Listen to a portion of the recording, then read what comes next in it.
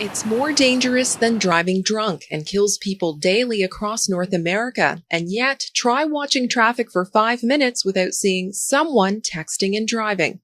Sometimes even before you catch up to them, you can see that their vehicle's wandering in lanes, their speed is not consistent, inappropriate use of signals. People who text and drive have a 35% decreased reaction time, and studies show this is much worse than people who drink at the legal limit or smoke pot and drive. Despite the risks and the $155 fine that goes along with using any communications device that's not hands-free while driving, it's still happening.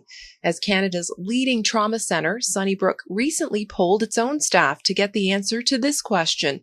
Would you ask a driver to not talk on their cell phone while driving?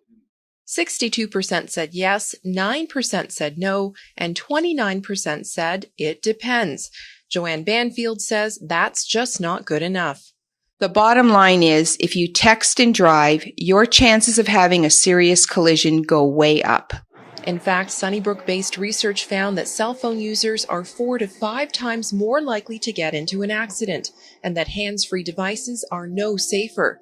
Constable Ingram says it all comes down to not being able to do two things at the same time well, citing a London-based study which found 2 pedestrians every day either end up in a trauma unit or die because of their cell phones.